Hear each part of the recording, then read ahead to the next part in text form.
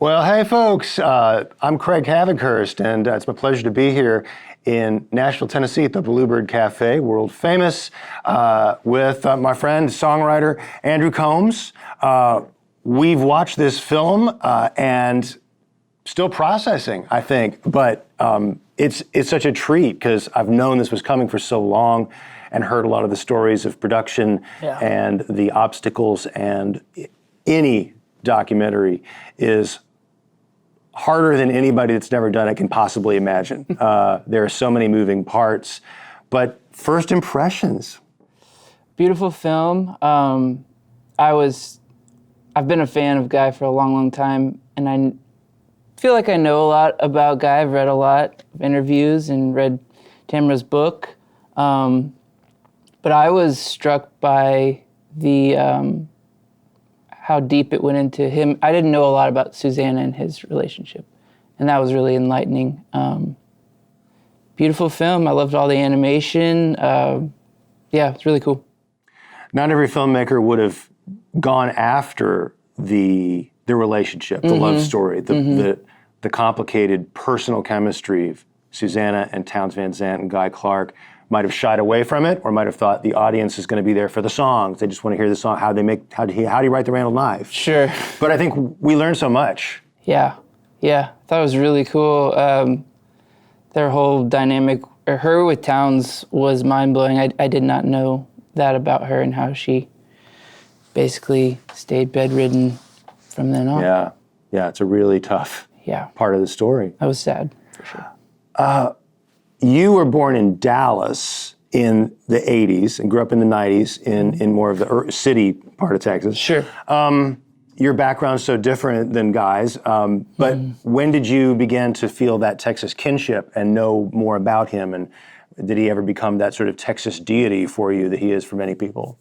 He sure did. I in high school, first of all, my cousin was involved in the Texas music scene. He was a guitar player for Django Walker, which is Jerry Jeff Walker's son. So I got to know that whole world and got to know Jerry Jeff, just, an acquaintance of sorts. But that's how I kind of started my path in songwriting and picking up the guitar. But like most teenagers in the 90s, I listened to what was on the radio for the most part. But I had one friend, his name was Lonnie Hill, and he was super into folk and Texas country, Townes, Guy, Mickey Newberry. And I remember sitting in his car, driving in his car and listening to the album Keepers and hearing Randall Knife. And that sort of like changed everything for me. It was like, oh, this guy can do this in a lot of circumstances with just his guitar. And that was sort of what took my breath away. It was like just a guy and a guitar, and a song, and that's all you really need. And it's affected how I write music still to this day. I mean, I don't consider myself in the same vein of music as Guy, but I try and always be able to play my songs just me and a guitar or piano, I don't, it's a turn-off if I can't perform the tune without, just by myself. Right, even though on record there's often a lot of wonderful sonic decoration. Sure. Well, Keepers is my favorite Guy Clark album, and it was fun to review and go back to the record itself and discover that it was recorded about 5 days before I moved to town. Oh, wow. In '96, and then it was at Douglas Corner, where I've enjoyed many, many nights. Sadly, it has closed now, but it's in the neighborhood that I live in, so I pass that corner just about every day. And there's something about the humbleness of that club, the spare beauty of the arrangements, the fact that it is the greatest hit canon catalog. It was the song, and the songs that Guy put on album, never liking the versions that went down in the studio format. Yeah. And that's striking about the documentary, that we really hear that there's a major artist who really didn't like the first 6 or 7 albums he made because he wasn't in control. Yeah, for sure. It's the same with Mickey Newberry, who I'm a big fan of, and he never liked when the record label got involved in producing and whatnot, and ended up doing his own thing. Yeah, I love that record too. I didn't know that they recorded it all in a circle in the middle of a room, like the round kind of vibe, which I thought was really neat. But my personal favorite record is The Dark.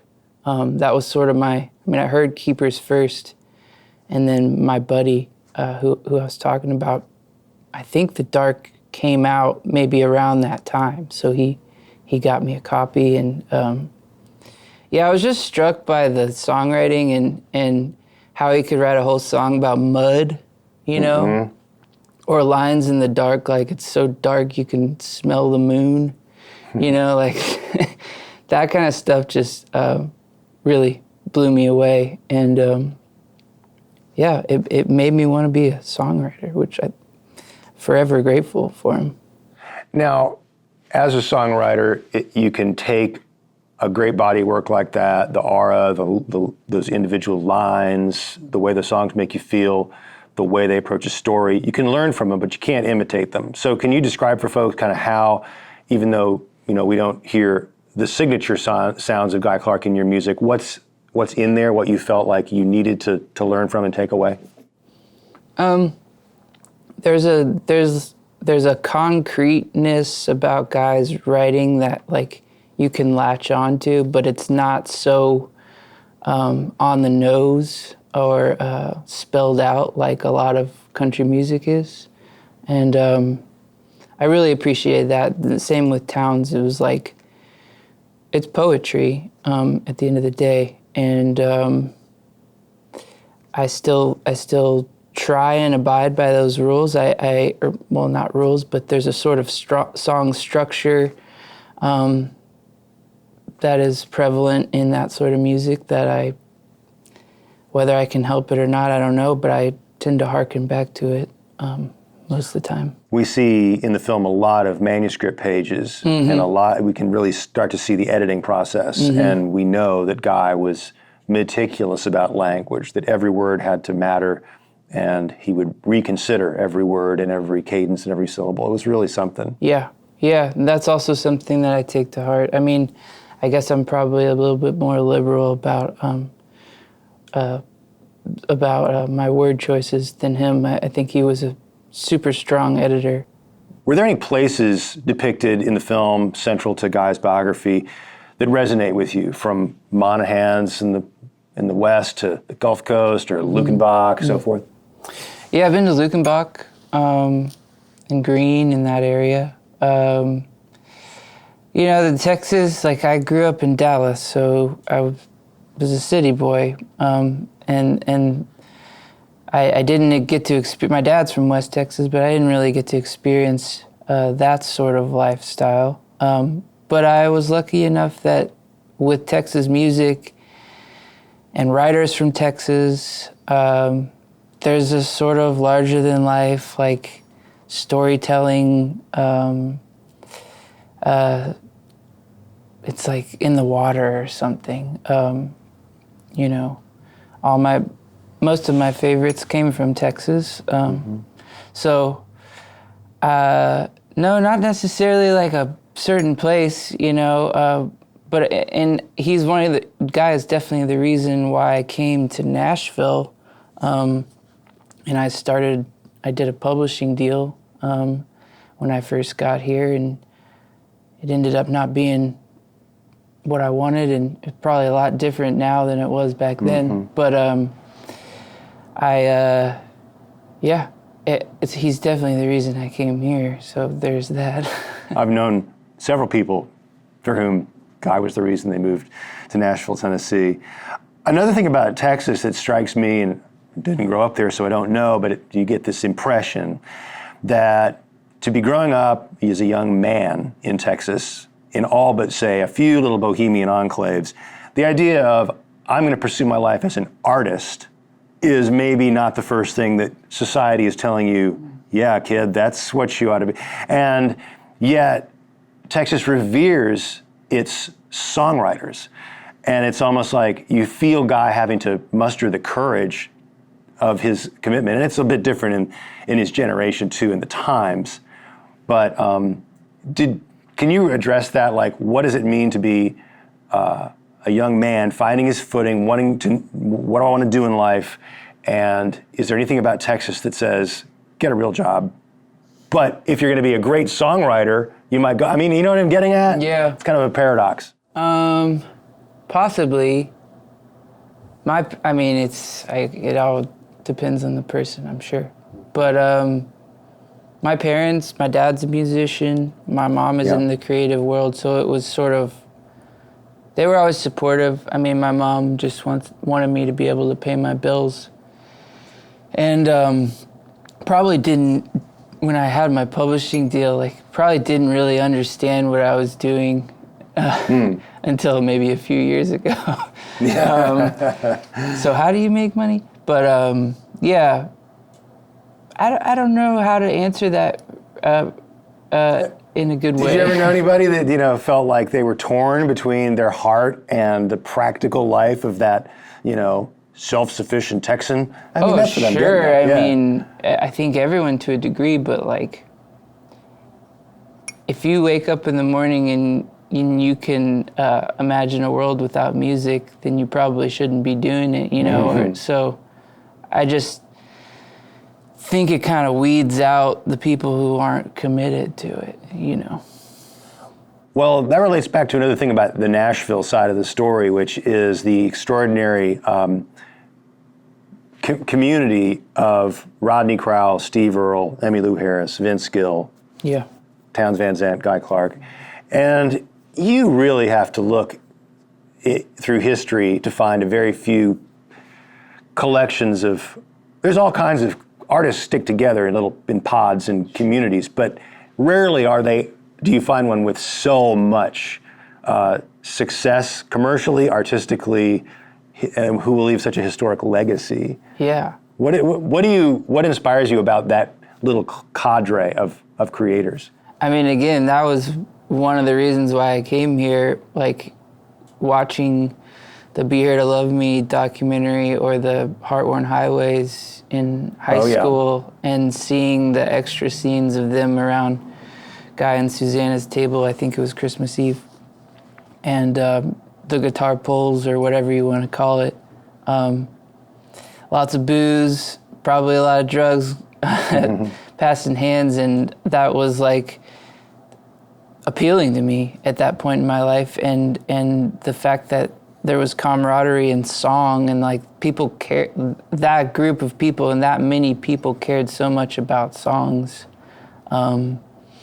was super important, and I came to Nashville looking for that, and things have changed, I don't know if there is that close-knit of a community, or maybe I'm just missing out on it, but when I first came here, there was a lot of, front porch picking sessions, and we were all younger and didn't have families and stuff, so it was, I was going to say, you have a 3-year-old, kind of puts a kibosh on those. It's a little bit different now.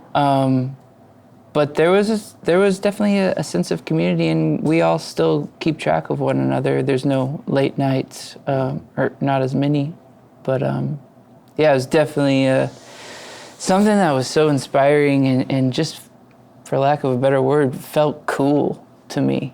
Seeing that happen, and I was like, man, I want something like that. Yeah, because we see a group learning from each other and encouraging. And indeed, critiquing. I mean, it's fun to talk to Rodney about the way he'd approach Guy with a new song. And it's like, if he could know before he even started singing, he'd realize, I don't want to sing this song for Guy Clark. But if he had the confidence to do it, he knew it had passed a threshold of quality. It's cool. I can only imagine. I was able to play one song in front of Guy Clark, and I think he liked it. He was older and maybe not feeling so well at the time, but I got to play him a song of mine called Too Stoned to Cry, and I think he liked it, and I felt that feeling this is one of the few songs that I know for sure I can play in front of Guy Clark.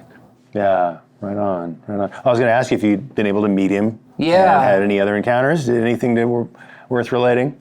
Well, my first encounter with him was at the BMI Awards, I think. A long time ago, I was with a girlfriend at the time, and me and her, we were both fans of Guy.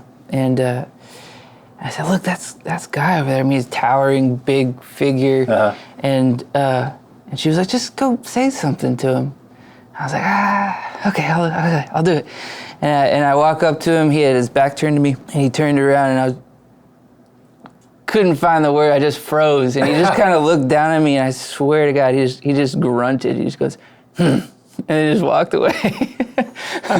But then, luckily, I got to meet him again and shake his hand and tell him how much I loved his work.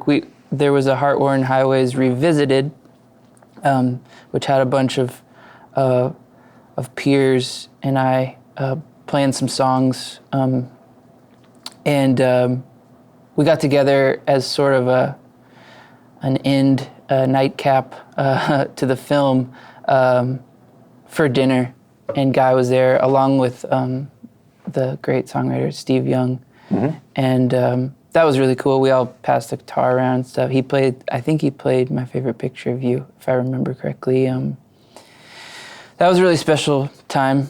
There were a lot of people, vying for his attention. So it wasn't like I got to really know him, but it was cool to just be able to tell him how much he meant to me, and I told him how much I liked the dark, and I remember him saying, because I think the next record that was coming out was Someday the Song Writes You. I think that's what it's called. And he said, well, I think you'll like the next one then if you like the dark. Cool. But yeah, it was a really special time to be able to meet him. Yeah, well, The Dark was the vehicle through which I got to meet him, and it was a really fortunate situation. I was a reporter at the Tennessean, and I forget how the idea came up. Maybe I'll give myself credit for thinking of it, but he was building guitars actively. And so we did a thing where myself and a photographer went and caught him at about 5 or 6 stages of the guitars, from roughing them out to finished. Sure. And he did them in pairs. And we learned a whole lot about how he approached it, how he'd learned. And the cover of The Dark is very close to the label that he uses with his bloody thumbprint, which, is so mythical and so great. And but to see him really zeroed in on that craft, and it, it was a chance to kind of play with that love-hate relationship he had with the craftsman. I was just about to say, that was really interesting to me, how much he despised that. I guess I never really understood why he despised it, but I mean, I guess because he considered himself an artist and not a craftsman, and maybe the two are so different in his mind. But I don't see why he thought they were different, because you can't have one without the other. That would be something I would like to ask him. Well, Andrew Combs, it's been great to talk to you about this. Great to see this film. Great to be with you guys. And it's fun to all enjoy this together, even though we're not together. But make sure to check out withoutgettingkilledorcaught.com for more information, for future screenings and future events. Who knows what's going to become of this film, but it's just a wonderful piece, and proud to know the filmmakers. Anyway, thanks and good night.